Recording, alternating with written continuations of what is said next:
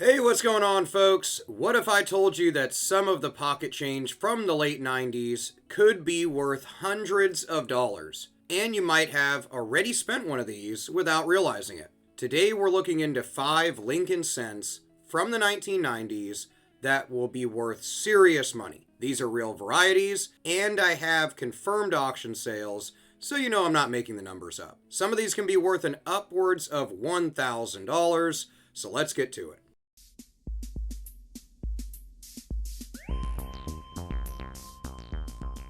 Let's start off with the Denver Mint. This one is a 1995 D double die Obverse. Most collectors have heard of the famous 95 double die from Philadelphia, but the FS103 from Denver is a whole different thing. On this coin, the doubling is strongest on the word Liberty and the date, and it's actually more dramatic than the more well-known FS101. You'll also see traces of doubling in the motto, "In God We Trust," as well as other little features of the coin. In circulated grades, these bring around $10 to $40, which is already awesome. But when you get in mint state 60 to 65, these can jump in upwards of $300, all the way up to almost $1,000. Not bad for a cent, you might just find in a bankroll. Next up is the 1996 Philadelphia double die. This one has clear doubling on the word Liberty and the date as well, caused by a shift in the hubbing process. Under magnification, the letters look thick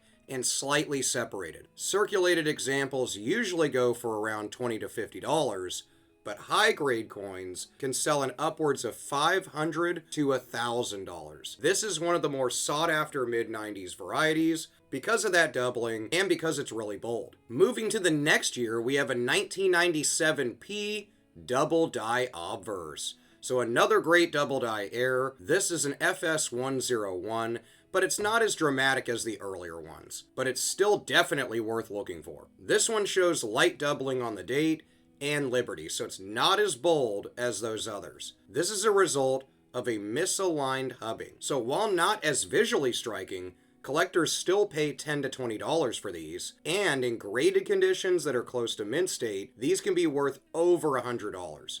The key here is it is recognized by CONECA as a variety, and that means it has steady demand and will gain value over time. Let's move forward to the 1998 P Wide AM.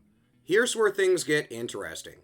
In 1998, the mint accidentally used reverse dies meant for proof coins. The giveaway on these is the word America. The letters A and M in America have a wide gap between them, much wider than the normal one. Circulated pieces only go for around $5 to $10, but mint state examples, really good condition ones, can break $50 in upwards of $150 to $200.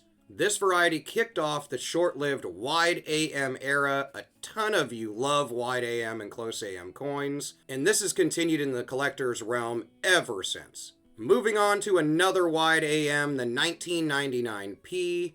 If you like the 98, then I think you'll love the 99 wide AM. This one is even more dramatic, I think much more sought after. The spacing between A and M is noticeably wider.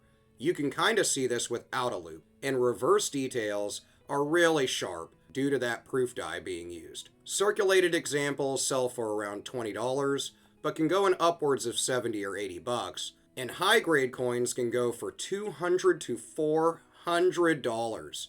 The 99 wide AM is harder to find than the 98, and that's why those prices reflect that. It's a beautiful coin and great for any collection. So there you go, 5 Lincoln cents from the 1990s you should be watching for. Maybe you've heard about them, maybe you haven't. The key takeaway here is that you don't need ancient coins, you don't need crazy rarities to find value in your change. Heck, you don't even need coins from way back when in the early 1900s. You can find pennies in the 1990s that are worth really good money, so grab a magnifier and start searching for them. And until next time, happy hunting, and good luck finding that next valuable collectible.